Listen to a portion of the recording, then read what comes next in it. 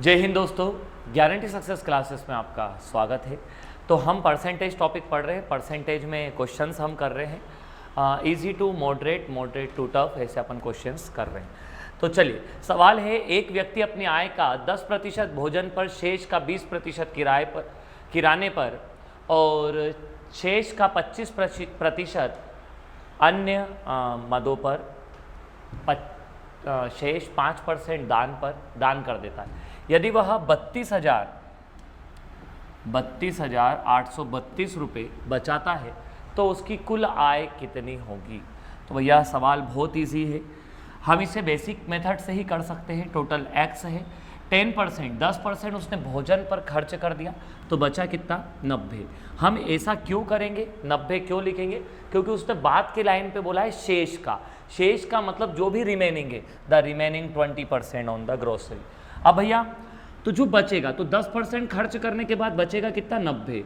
फिर अगला कितना बचेगा, 20% खर्च करने के बाद 80, और फिर 25% खर्च करने के बाद 75, और 5% खर्च करने के बाद 95। बराबर पे कितना हो जाएगा, जो आपको बचता है, बचा, फिर 20 खर्च करने के बाद 80 बचा, फिर 25 खर्च करने के बाद 75 बचा, फिर 5 खर्च करने के बाद 95 बचा, और बचा कितना है, 32832। बस अब इसे हम क्या करेंगे, बस इसे हम सॉल्व करेंगे। तो देखिएगा हम किस तरह से इसे सॉल्व करते हैं।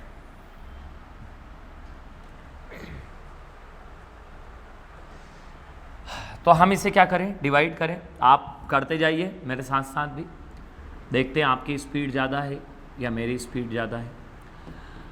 5 से काटेंगे, ये कितनी बार गया, 20 बार। फिर 2 से काटेंगे 4 बार, 2 पंजे 10, ये 5 बार गया। 4 से काटेंगे इसे, 4 पंजे 20। अब जो बचे हैं उसे इक्वल में हम लेके जाते हैं, तो हमारे पास हो गया 32832। डिवाइड बाय कितना हो गया, 9/10 है, तो 10 को हम ऊपर लेके जाएंगे, 9 को अपॉन में ले आते हैं। फिर नीचे 5 है, ये 5 ऊपर चला गया। ऐसे ही इसको हम पलट देते हैं, 3 नीचे और 4 ऊपर। फिर 19 नीचे, जो ऊपर वाला है वो नीचे आ जाएगा, नीचे वाला ऊपर चल जाएगा। बस अब इसे हम क्या करें, सॉल्व कर देते हैं। 9 से डिवाइड कर देते हैं, 9 3 सा 27, बचा 5। फिर 9 से 9 6 सा 54, बचा कितना, 4। फिर 9 3 सा 9 6 4 सा 9 4 सा 36, बचा कितना, 7। 9 8 सा, फिर 3 से इच्छा हो तो 3 से डिवाइड कर दीजिए, 3 1 सा 3, 3 2 सा 6, फिर 3 1 सा 3 और ये 6। फिर 19 से डिवाइड करेंगे हम, 19 से डिवाइड करेंगे तो कितनी बार जाएगा ये, 19 6 सा 114, बचेगा कितना, 7।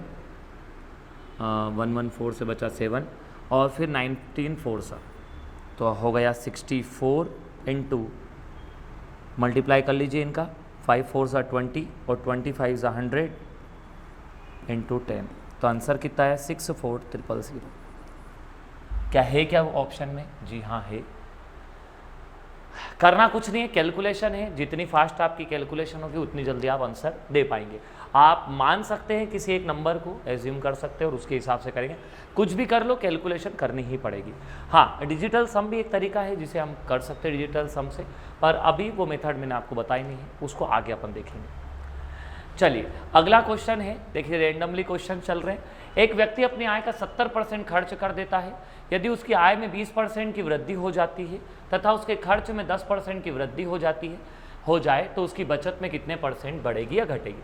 अ person spend 70% of his income if his income increased by 20% and his expenditure increased by 10%, then by what percent will his saving increase और डिक्रीज। तो कोई टफ सवाल नहीं है, बहुत इजी सवाल है, करोगे तो सब हो जाएगा। सवाल को करने के 2 तरीके हैं, मैं आपको दोनों ही मेथड बताता हूँ। कि जिन्होंने मेरी पहले वाली क्लास नहीं देखी है वो पहले देख लो, तभी सारी पिक्चर समझ में आएगी। क्योंकि मैं आपको दूसरी मेथड बता चुका हूँ, पहले मैं बेसिक मेथड बताता हूँ। एक व्यक्ति अपनी आय का 70% खर्च करता है। एक व्यक्ति 100 रुपये कमाता है और 70 रुपये खर्च कर देता है। तो भैया इनकम कितनी हो गई, इनकम हो गई 100। एक्सपेंडिचर कितनी हो गई, एक्सपेंडिचर सर हो गई एक्सपेंडिचर हो गया कितना 70 और सेविंग्स कितनी हो गई, बचत कितनी हो गई 30। अब क्या बोला है, यदि उसकी आय में उससे बोला है if his income increased by 20%, तो 100 का 20% इंक्रीज जो हो गया तो इनकम कितनी हो गई 120। और फिर उसने क्या बोला है, तथा उसकी बचत में उसकी आय में 20% की वृद्धि हो जाए और उसके खर्च में 10% की वृद्धि हो जाए। एक्सपेंडिचर इंक्रीज्ड बाय 10%, तो इसमें इसका 10% 7 प्लस हो गया 77। 120 में से 77 को हम माइनस कर देंगे तो ये 23 और 20 43, तो ये क्या हो गई, उसकी बचत हो गई। अब देखिए इधर ये इनकम, ये एक्सपेंडिचर और ये सेविंग, क्या किया हमने, 100 में से 20% इंक्रीज हो गया, 70 में से 10% इंक्रीज हो गया, तो हमने इन दोनों को माइनस किया, इन दोनों को माइनस कर दिया। जैसे 100 में से 70 माइनस किया तो 30, 120 में से 77 माइनस करा तो 43। पहले उसकी सेविंग थी 30, अब हो गई उसकी 743 सेविंग, तो बड़ी कितनी 13। 13 किस पे बड़ा है, 13 सर बड़ा है, तो सर 13 जो बड़ा है ये 13 इस 30 पे बड़ा है, निकालेंगे कितना 100%। 0 से 0 कैंसिल हो गया, 130/3, 3 से डिवाइड करेंगे 3 4 12, 3 से सर हम डिवाइड करेंगे 3 4 12, बचा कितना 1, फिर 3 से 3 3 9, बचा कितना 1/3, तो आंसर कितना आ गया 43 इंटीजर 1/3। मैंने आपको दो तरीके की बात करी, दूसरा तरीका देख लीजिए, ये है बेसिक तरीका, एक थोड़ा सा एडवांस तरीका है। भैया हमारे पास हमारी उस व्यक्ति की इनकम है 100, सेविंग है एक्सपेंडिचर है 70, देख लीजिए इस तरीकों को भी, 100 और 70 और सेविंग है 30, इन दोनों को माइनस किया 30। ध्यान दीजिएगा मैंने 0 0 0 सबके कैंसिल कर दिए, ठीक है। अब क्या बोला है सवाल में, उसकी इनकम में 20% इंक्रीज हुआ है और उसकी इनकम में 20% इंक्रीज, देन उसके जो एक्सपेंडिचर है उसमें 10% इंक्रीज। जैसा ऐसा बोला था वैसा वैसा हमने लिख दिया। अब ध्यान दीजिएगा दोनों में से क्या कॉमन निकाल सकते हैं सर, हम दोनों में से 10 कॉमन निकाल सकते हैं। 10 यहाँ छोटा नंबर कॉमन निकलता है, छोटा 10 है, 10 कॉमन निकल गया। अब भैया 10 बाहर निकलने के बाद यहाँ कितना बचा, तो 20 में से 10 गया तो कितना बचा 10, 10 में से 10 गया 0। ध्यान दीजिएगा अब इसका कोई काम नहीं है अपने पास, 10 गुणा 10 10 इंटू 10 और 0 का मल्टीप्लाई करेंगे तो इससे तो कोई फर्क नहीं पड़ेगा। अब निकालना क्या है, सेविंग निकालनी है, तो सर सेविंग कितनी है 3, तो 3 से डिवाइड कर लेंगे, तो 10 इंटू 10 100, 100/3 33 इंटीजर 1/3। कितना बाहर निकाला था बाहर 10, 10 प्लस 33 तो कितना आया 43, सही 1/3, ये आपका सही आंसर। बात समझ में आ गई, बहुत आसान तरीका है, कैलकुलेशन कम कैलकुलेशन में पूरा आंसर आ जाएगा। बस इस मेथड की प्रैक्टिस कर लोगे, बहुत आसान है। यहाँ पहले रेशो जनरेट कर लिया, इनका रेशो बना लिया सबका, तो 10 7 और 3। अब यहाँ पे कितना है 20, यहाँ पे 10, दोनों में से 10 बाहर निकाल दिया, यहाँ बचा 10, 10 इंटू 10 100 और निकालना क्या है हमें, सेविंग निकालना है, इसलिए सेविंग से डिवाइड करेंगे। बस सेविंग कितनी है 3, जो आया 10 बाहर निकाला उसके हिसाब से हमने सवाल कर दिया। नेक्स्ट क्वेश्चन जरा मुझे करके बताइएगा, तो नेक्स्ट क्वेश्चन करिए। थोड़ी थोड़ी बातें भी ध्यान रखनी पड़ती है वैसे तो उस मेथड में, थोड़ी थोड़ी नहीं मतलब थोड़ी सी बातें, ज़्यादा भी नहीं है।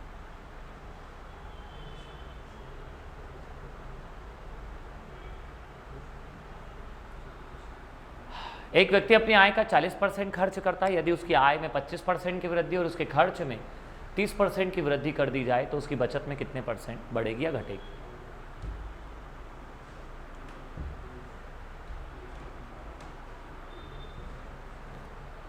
एक छोटी सी बात मैं आपको बता दूं, पहले देख लीजिए, यदि जो व्यक्ति दूसरी मेथड लगा रहा है उनके लिए, जो पहली मेथड लगा रहा है उससे तो कोई दिक्कत नहीं है, जो दूसरी मेथड लगा रहा है ना, यहाँ पर बड़े नंबर में ही ये बचा है, यदि छोटे नंबर बचता है ना तो ये माइनस होता है। बताऊंगा मैं अभी सवाल में।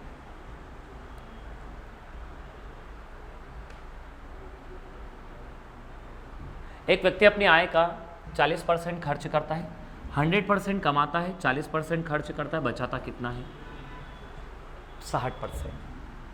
0 0 0 कैंसिल हुआ, चाहे तो और 2 से भी हम डिवाइड कर सकते हैं, 2 5 10, 2 2 4 और 2 3 6। तो ये इनकम, ये एक्सपेंडिचर मतलब खर्च और ये सेविंग बचत। अब क्या करें सर हम, इसने क्या बोला है क्वेश्चन में, आय में 25% की वृद्धि हो गई, तो आय में 25% बढ़ गया और व्यय में 30% बढ़ गया। क्या बाहर निकाल दें? 25 बाहर निकाल देते हैं, यहाँ बचा 0, यहाँ बचा 5। 5 का गुणा 2 में कर देते हैं, 5 गुणा 2 निकालें किसका? 3 का। 5 दूना 10, 10/3 मतलब कितना है? 3 सही 1/3। अब हमें क्या करना पड़ेगा? आपको छोटी सी बात ध्यान रखनी है, यहाँ बड़े नंबर में 0 बचा है और छोटे नंबर में एक नंबर बचा है। तो आपको छोटी सी बात ध्यान रखनी है, यदि बड़े नंबर में कोई नंबर बचता है ना तो प्लस होगा, और यदि छोटे नंबर में यदि नंबर बचता है तो माइनस होगा। इतनी सी बात ध्यान रखनी है। तो देखिए ये छोटे नंबर तरफ बचा है, 2 तरफ, 2 5 10। तो इसको क्या करेंगे? 25 में से 3 इंटीजर 1/3 आप माइनस कर देंगे। तो 25 में से 3 माइनस करेंगे 22, और 22 में से भी 1/3 माइनस करेंगे तो 21 इंटीजर 2/3। बस ये आपका आंसर है। अब कुछ लोग कहेंगे कि सर हमें तो वही वाले तरीके से समझ में आया है, तो उस तरीके से भी कर सकते हैं। 100 इंक्रीज हो गया कितना? 120, 125। फिर आय 40%, व्यय 60%। आय में 25% की वृद्धि हो गई और व्यय में 30% की, तो 4 × 12 52 हो गया। तो इन दोनों का डिफरेंस देख लो, तो इन दोनों का डिफरेंस कितना बचेगा? 48 और ये हो गया 25, तो 3 7 73। डिफरेंस कितने का? 13/60 × 100। 0 से 0 कैंसिल हुई, 5 और ये 3 65/3। 3 2 6, 3 1 3, 2/3। ये इसका आंसर आ गया। दोनों ही तरीके बढ़िया है। कुछ को लग रहा है कि सर ये थोड़ा बड़ा है, आप उससे ही करो, कोई आपसे मना नहीं कर रहा है, कोई आपसे कुछ नहीं बोल रहा है। जिनकी इससे इच्छा है इससे, जिनकी उससे इच्छा है उससे। चलिए नेक्स्ट क्वेश्चन करिए। एक व्यक्ति अपनी आय का 65% खर्च करता है। यदि उसकी आय में 10% की वृद्धि और खर्च में 20% की वृद्धि हो जाए तो उसकी बचत में कितने % बढ़ेगी? भैया सेम वैसा का वैसे ही सवाल है, सेम वैसा ही। बस क्या है, जो मैंने आपको ट्रिकी मेथड बताई है उसमें कैलकुलेशन कम करनी पड़ती है, इसमें थोड़ी सी कैलकुलेशन आपको ज़्यादा करनी पड़ेगी। मतलब ये कोई घूमे फिरे कोई % आ जाएंगे तो करिए, टफ नहीं है ये भी। कॉपी पेन ले लो अपने और करोगे तो सीखोगे। जो करेगा जो सीखेगा, देखने से कोई नहीं सीखता है। एक व्यक्ति अपनी आय का 65% खर्च कर देता है। 100% में से 65% खर्च कर देता है, 35% बचा लेता है। यदि उसकी आय में 10% की वृद्धि और उसके खर्च में 20% की कमी, तो उसकी बचत में कितने %? अब देखो, अच्छा दोनों में वृद्धि हो रही है ना, हाँ कोई दिक्कत नहीं। 10 कॉमन निकाल लेंगे, यहाँ से बचेगा 0, यहाँ से बचेगा 10। 5 से डिवाइड कर देते हैं 20 टाइम्स, 13 टाइम्स और ये 7 टाइम्स। सबको हमने रेशियो बना लिया।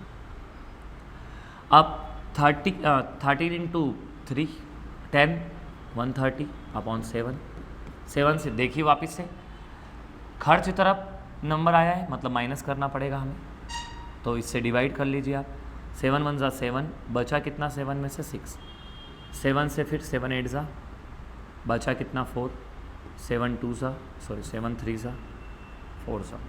7 4 7 5 7 5 बचा कितना 5। 7 7 इसमें से 10 में से माइनस कर दीजिए तो 8.57 इसका आंसर। एग्जैक्ट आंसर आ गया। बस यहाँ पर आपने इनकम तरफ नहीं बचा, यदि इनकम तरफ बचता तो प्लस कर देते, यदि एक्सपेंडिचर तरफ बचता है तो माइनस करेंगे। उससे यदि कर लेते हैं तो 100 से वृद्धि हो गई 20%, 10% की तो 110। 65% खर्चा है, 35% बचत है। वृद्धि हो गई है आय में वृद्धि और उसके खर्च में वृद्धि। अब खर्च में वृद्धि हो गई कितनी 20% की, तो इसका 10% कितना होता है 6.5। 20% कितना होगा 13 इसमें हमने जोड़ दिया तो 78। इन दोनों का डिफरेंस 22 और 10 32। तो ये बस कमी या वृद्धि होगी, बढ़ेगी या घटेगी। तो देखो पहले तो बढ़ रही थी, अब घट गई। दोनों का डिफरेंस 3/35 इंटू 100, 5 से काट देंगे, 5 6 30, 5 7 35, 7 से काटेंगे, 7 8 56, बचा कितना 56 में से 4, 7 7 5 35, बचा कितना 5, 7 7 49। दो ही मेथड से बता रहा हूँ मैं हर स्टूडेंट के लिए। करिए अगला। एक व्यक्ति अपनी आय का 75% खर्च करता है।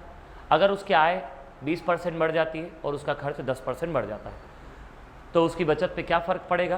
तो भैया सवाल में इनकम में बढ़ रहा है, ध्यान देना, तो मतलब हमें प्लस करना पड़ेगा उस वाली मेथड से। इस वाली नॉर्मल मेथड में तो कोई दिक्कत ही नहीं है। कर लीजिए कर लीजिए कर लीजिए, बढ़िया है सवाल, बहुत बढ़िया सवाल।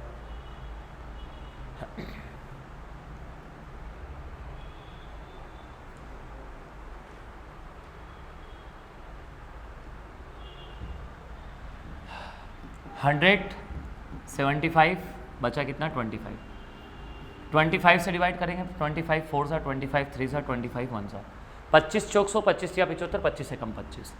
अब क्या बोला, यदि उसकी आय में 20% बढ़ जाए तो इनकम में इंक्रीज हुआ है 20%, एक्सपेंडिचर में इंक्रीज हुआ है 10%, 10 कॉमन निकाल लेंगे, बचेगा कितना 10 0। 4 इंटू 10 कितना हुआ 40, 40 अपॉन कितना करेंगे 1, तो 40 प्लस ये 40 का डिवाइड 1 में करेंगे तो 40 रहेगा। कितना आ गया आंसर 50 आंसर। 100 है, 75 खर्च करता है, 25 बचा लेता है। अब इसमें कितना बढ़ा है तो 120, 2500 में 20% बढ़ गया तो 120, और 75 में 10% बढ़ा है तो 75 का 10% कितना हुआ 7.5, और 7.5 इसमें हम प्लस कर देंगे तो 7.5 इसमें हम प्लस करेंगे तो 82.5। दोनों को हमें माइनस, मैंने यही बोला था कैलकुलेशन वहाँ कुछ नहीं है, यहाँ कैलकुलेशन थोड़ी बढ़ जाएगी। तो ये कितना कम है 17.5 और ये 20 तो 37.5। इन दोनों का डिफरेंस कितना आया 12.5, 12.5, 25 का कितना परसेंट है तो 25 का आधा ही 12.5 होता है, तो 25 चौक 100, 12.5 का 4 में गुणा करेंगे तो कितना आएगा 50। दोनों मेथड बता दी, जो अच्छी लगे वो लगाओ, वो अप्लाई करो, जिसकी प्रैक्टिस करेंगे वो अच्छा हो जाएगा। एक व्यक्ति अपनी आय का 20% बचत करता है, यदि उसकी आय में 20% की वृद्धि हो जाए और बचत में 10% की वृद्धि हो जाए तो खर्च में कितने प्रतिशत की कमी या वृद्धि होगी। इस टाइप की बहुत सारे सवाल पूछे गए थे अभी एग्जामों में, इसलिए ये क्वेश्चंस थोड़े ज़्यादा बार बने।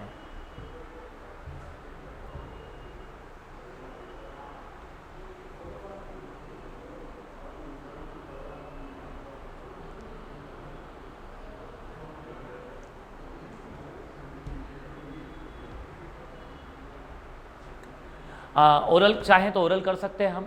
20% की बचत करता है तो 80% खर्च करता है और 20% की बचत करता है।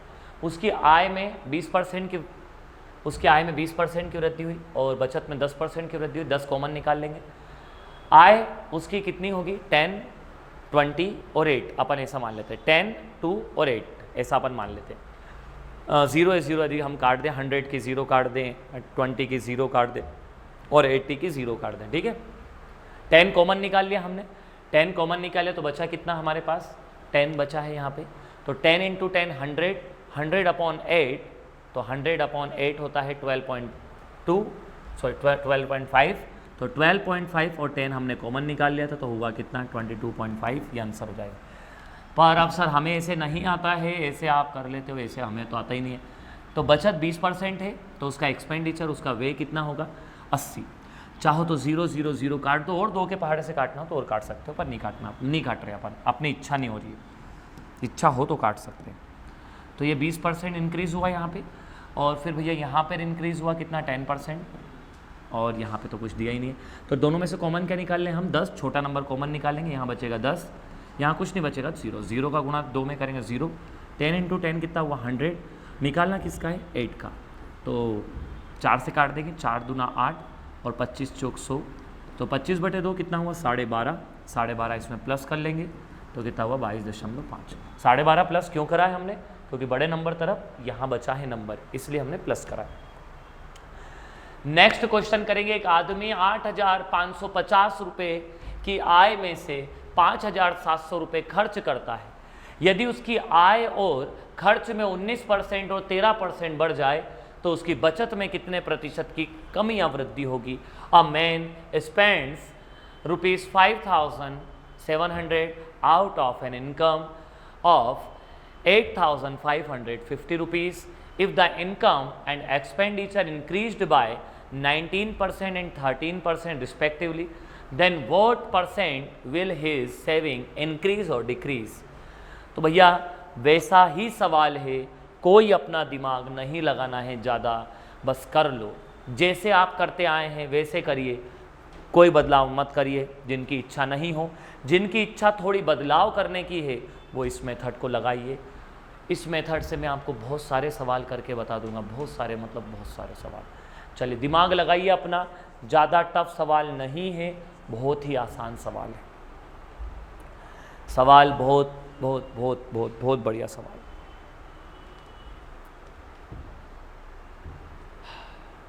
चलिए, तो शायद से आपने सवाल कर लिया होगा या नहीं भी करा होगा तो वीडियो पॉज करके कर लीजिए। 8550 और 8700 मैं आपको अपनी मेथड से बताता हूँ।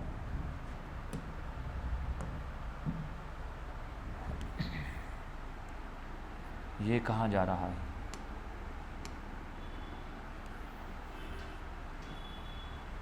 चलिए, तो भैया उसकी इनकम, उसकी आय में कितना इंक्रीज हुआ? 19%। आय में 19% की वृद्धि हो गई है और व्यय में 13% की वृद्धि हो गई। तो भैया मेरे हम कॉमन क्या निकाल लेंगे? 13 कॉमन निकाल लेते हैं। क्या बचेगा यहाँ पे जब हम 13 कॉमन निकाल लेंगे? तो यहाँ बचेगा 6 और यहाँ बचेगा 0। अब ये गुणा करने में मत बैठ जाना, गुणा करने में बैठ जाओ दिक्कत हो जाएगी।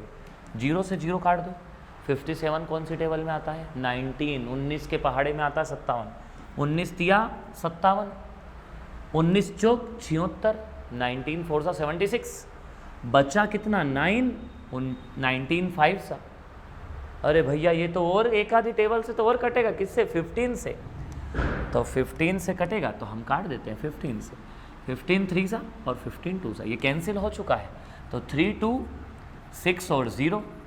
ठीक है भैया, लो रे भैया, दोनों को मल्टीप्लाई करेंगे। 3 पूछा किसका है? सेविंग का पूछा है ना। तो सेविंग कितनी है? 3 रुपये खर्च करके 2 रुपये, 3 रुपये कमा के 2 रुपये खर्च कर दे तो बचाता है। तो 6 18, 18 इसमें हम प्लस कर देंगे तो 31 इसका आंसर आ गया। कितना टाइम लगेगा? कितना टाइम लगेगा? कोई टाइम ही नहीं लगेगा। अब सर हमें तो आप उससे बताइए, कोई स्टूडेंट कहते हैं मुझसे कि सर हमें तो इससे बताइए, आप इससे कैसे करें?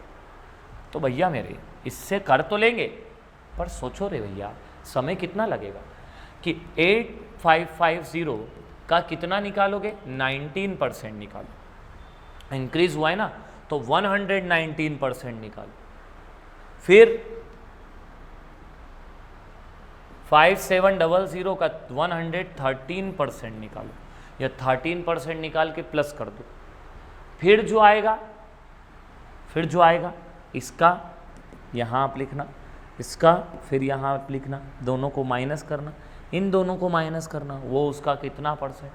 सवाल बहुत बड़ा हो जाएगा, जिनकी इच्छा है वो करते रहना, मैं आगे का सवाल करवाना। चलिए नेक्स्ट क्वेश्चन है, एक व्यक्ति अपनी आय का 80% खर्च करता है यदि उसकी आय में 10% की वृद्धि हो जाए तथा उसके व्यय में 15% की वृद्धि हो जाए। भैया देखना, आय में कम वृद्धि हुई है और व्यय में ज़्यादा वृद्धि हुई है, इसका मतलब माइनस करना पड़ेगा। तो आय में 10% की वृद्धि हो जाए और उसके व्यय में 15% की वृद्धि हो जाए तो बचत में कितने प्रतिशत की कमी या वृद्धि होगी? ऑप्शन भी ऐसा ही दिया, कमी वृद्धि में ही दिया है। कर लो रे भैया, मैं सिखा चुका हूं इतने सारे सवाल, लगभग 8वां सवाल चल रहा है, मतलब 7 सवाल अपन सीख चुके हैं। तो अब थोड़ा तो अपन दिमाग लगाएं। एक शुरुआत वाले क्वेश्चन अलग था, बाकी के 6 क्वेश्चन एक जैसे ही चल रहे हैं।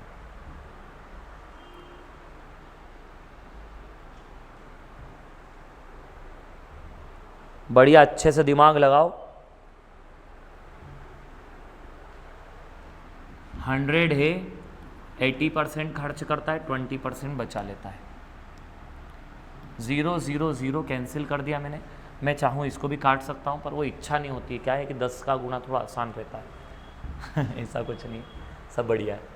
चलिए देखिए, उसकी आय में 10% की कमी, 10% की वृद्धि, और उसके व्यय में 15% की वृद्धि। तो भैया मेरे कॉमन क्या निकाल लें हम? तो हम कॉमन निकाल लेते हैं यहाँ पे 10। तो 10 कॉमन निकल चुका है। यहाँ से कितना बचा है? 5।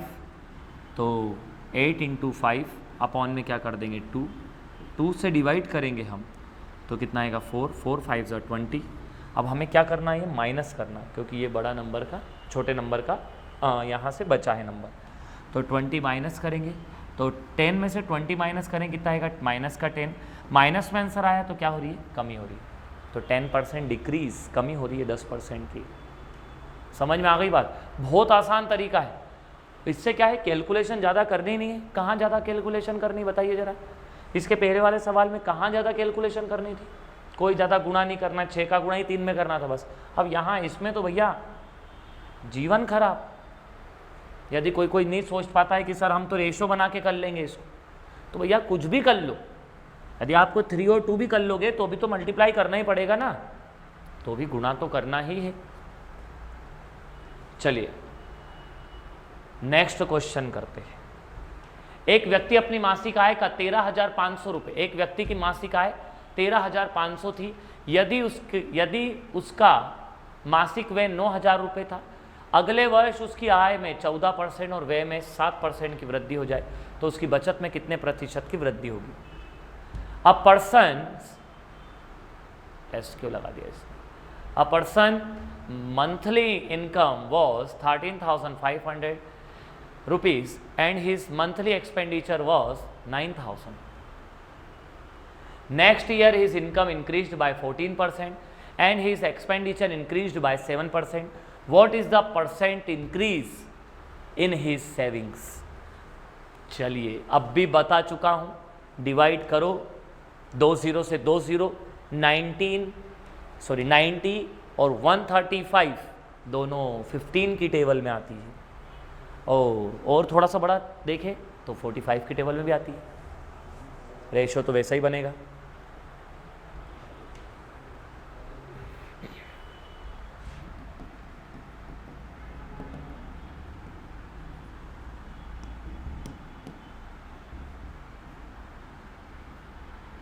पैंतालीस से काट देता हूं मैं। 45 × 135 और 45 × 90। यदि आपकी इच्छा हो तो 3 के पहाड़े से काटो, 5 के पहाड़े से काटो, फिर 3 के पहाड़े से काटो, तो ऐसे कटेगी। ठीक है। अब क्या बोला है क्वेश्चन में? 14,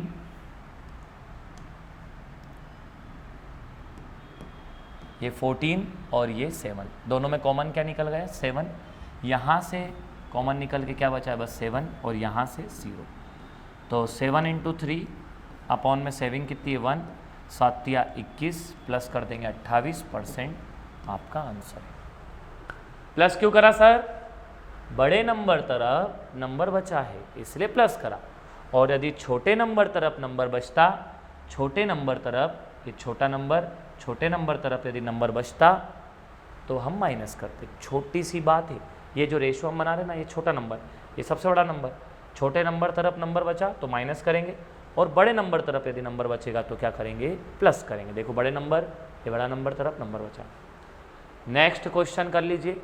एक व्यक्ति की आय, ए की आय 5% और बी की आय, ए की आय का 5% बी की आय के 15% के बराबर है, तथा बी की आय का 10% सी की आय के 20% के बराबर है। यदि सी की आय 2,000 रुपये है तो ए बी सी की आय का योग क्या होगा? 5% of A's income is equal to 15% of B's income and 10% of B's income is equal to the 20% of C's income. If the income of C 2,000 rupees, then what is the sum of the income of A, B and C? तो A की आय का 5% बराबर है B की आय का, B की income का कितना? 15%। तो छोटी सी बात है, बहुत सारे अलग अलग तरीके हैं सवाल को करने के। मैं डायरेक्ट तरीका बता रहा हूँ, देखना इधर। ए के सामने कितना लिखा है? ए के सामने लिखा है 15, तो ए का मान कितना हो गया? 15। और b के सामने कितना लिखा है भैया, b के सामने लिखा है 5, तो a की वैल्यू हो गई 15 और b की वैल्यू हो गई 5। अरे भैया आप 5 को नीचे लेके आओगे और b को उधर नीचे लेके जाओगे तो भी तो b ये 5 आ गया नीचे और c b के सामने कितना आएगा 5, तो 5 एकम 5, 5 दिया 15। ऐसे ही b का मान, b का कितना बोला, b का 20% बराबर है b का 10% बराबर है, b का 10% बराबर है c का 20%। तो b के सामने लिखा है 20, तो b की वैल्यू हो गई 20 और c के सामने लिखा है 10, तो c का मान कितना हो गया 10। 0 से 0 हमने कैंसिल कर दी, यहाँ भी 2 है यहाँ भी 1 है। आप a b c का रेशो ऐसे बना सकते हैं 3 1 और 2 1, तो 3 2 6 2 और 1, तो c कितना है 1 और क्वेश्चन में c कितना दिया है 2000, तो 1 का मान कितना आ गया 2000, 1 का मान 2000 है तो 6 का मान 12000, 1 का मान 2000 है तो 4000 और 1 का मान 2000। सबको हम प्लस कर लेते हैं, 6 और 2 8, तो कितना है 18000। डायरेक्ट भी कर सकते थे, सबको जोड़ेंगे 6 और 2 8 और 1 9, 1 का मान 2000 तो 9 का मान 18000। तो इस टाइप के आपको सवाल समझ में आ गए होंगे और बहुत आसान सवाल है, मतलब टफ नहीं है। स्टूडेंट्स मुझसे बोलते हैं कि सर कैलकुलेशन थोड़ी ज़्यादा आई थी एग्ज़ाम में, तो कैलकुलेशन कुछ नहीं है, आप यदि थोड़ी सी मेथड लगाना सीख जाएंगे तो आप बहुत आसानी से सवालों को कर सकेंगे। कोई ज़्यादा टफ नहीं आते सवाल, कैलकुलेशन में बहुत ज़्यादा नहीं आती टफ, थोड़ी बहुत रहती है मानता हूँ मैं, पर उसके लिए कैलकुलेशन करते रहो हो जाएगी। उसके लिए मेथड यदि आप आसान वाली अपनाएंगे तो कैलकुलेशन कम करनी पड़ेगी। ठीक है, तो करते हैं आज के लिए इतना ही, इसके आगे क्लास अपन आगे करेंगे कल। तो आज के लिए इतना ही, धन्यवाद।